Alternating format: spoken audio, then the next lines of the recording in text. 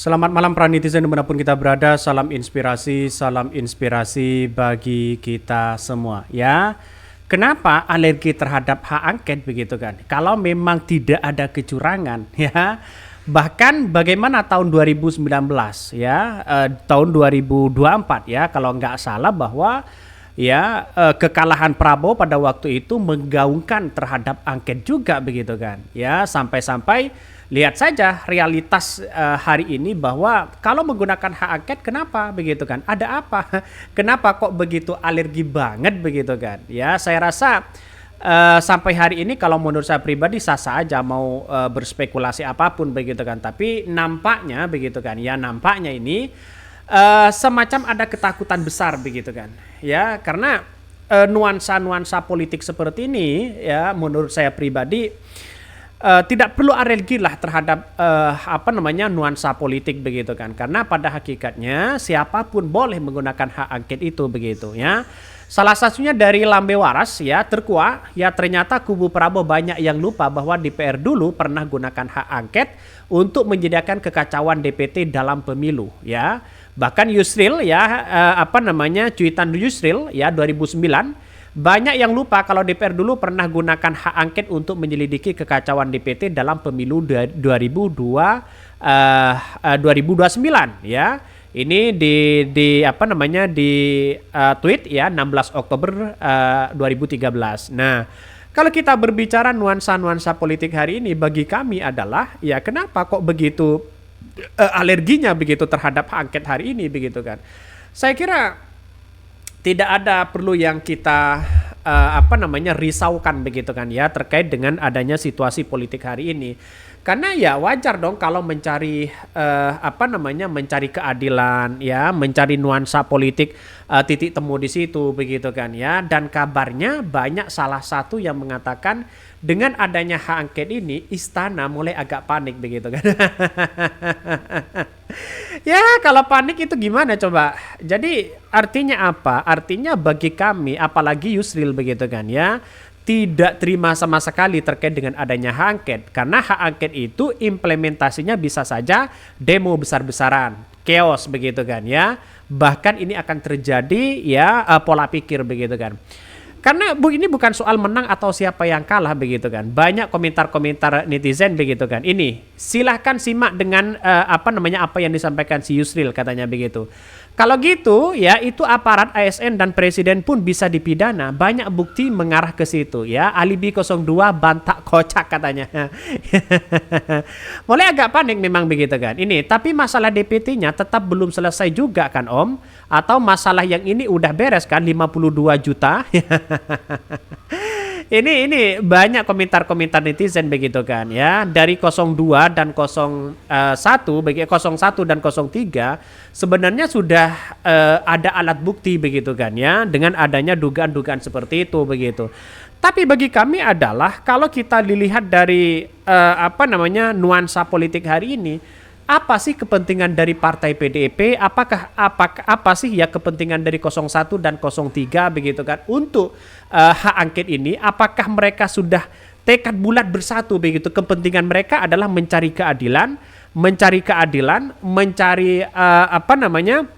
dugaan-dugaan kecurangan yang terjadi selama ini, atau jangan-jangan dari 01 dan 03 begitu kan, apalagi 03 begitu kan, apakah satu tujuan dengan 01? Nah ini yang masih saya lihat dari narasi-narasi data yang ada begitu kan, mulai dari Hasto, mulai dari yang lain, dia menggaungkan hak angket, tapi tujuan dan implementasi mereka apa sebenarnya ya, itu yang saya amati sampai hari ini. Tapi kalau 01 jelas mereka begitu ya, ini bagaimana demokrasi lebih baik, bagaimana menjaga pemilu ini, mengawal pemilu ini, bagaimana ya nanti begitu kan ya, adanya dugaan-dugaan kecurangan yang terjadi selama ini, itu tujuannya jelas. Sampai hari ini 03 masih belum bertemu dengan 01. Tujuannya untuk implementasi ke depan apa? Apakah hanya mungkin dengan adanya dugaan-dugaan kecurangan? Nah, takut begini, hak angket itu kan punya kepentingan masing-masing. Dalam artian bahwa apakah 03 punya kepentingan yang lain dari sisi ini? apakah 01 punya kepentingan untuk mengawal pemilu demokrasi lebih baik, untuk untuk menggali bagaimana dugaan-dugaan yang terjadi, yaitu dugaan-dugaan kecurangan. Nah, ini yang saya amati betul bahwa jelas 01 sudah bertemu dengan sekjen PKB ya, Hasanuddin Wahid, terus kemudian sekjen dari dari PKS begitu kan, seperti Abu Bakar, lupa saya begitu kan, terus kemudian yang ketiga yaitu adalah dari dari Nasdem begitu kan, sudah bertemu mereka, jelas mereka arahnya untuk mengungkit bagaimana ya dugaan-dugaan kecurangan, keadilan dan sebagainya begitu kan. Inilah nuansa-nuansa politik hari ini ya. Ada yang berkomentar lagi, pendukung Anies juga banyak yang lupa ya. Jadi Anies gubernur Jakarta itu Gerindra dan Prabowo pasca dipecat sama Jokowi jadi menteri pendidikan. Nah, yang namanya politik kan sah-sah aja di situ. Pada waktu itu ya ini mungkin tidak tahu ceritanya begitu kan ya. Ternyata Prabowo pada waktu itu tidak setuju dengan Anies Baswedan begitu kan.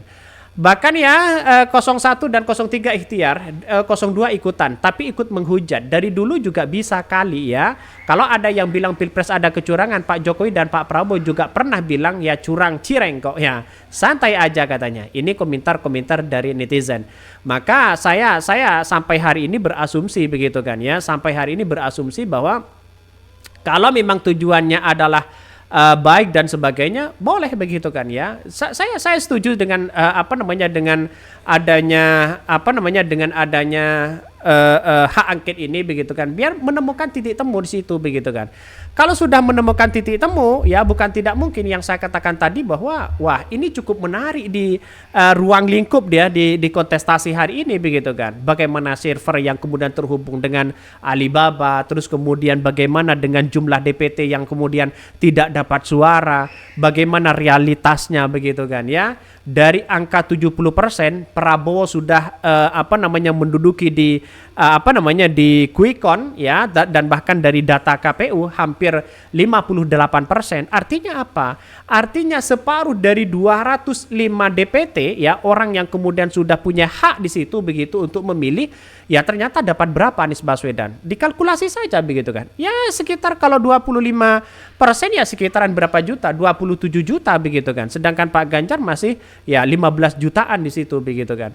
Jadi artinya apa? Artinya selama ini apakah mungkin seperti itu begitu kan? Padahal ya lihat saja banyak orang yang kemudian para caleg diintimidasi katanya begitu kan ya, dari bocor alus di situ begitu kan, mengatakan ngapain kita memilih presiden, lebih fokus kepada calegnya saja biar jadi dan sebagainya.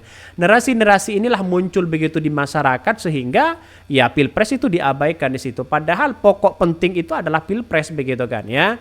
Jadi artinya apa? Artinya selama ini kita lihat ya, kenapa hak angket itu begitu alerginya mereka begitu kan, begitu takutnya mereka, ada apa begitu? Bukankah itu sudah pernah terjadi hak angket seperti itu begitu kan?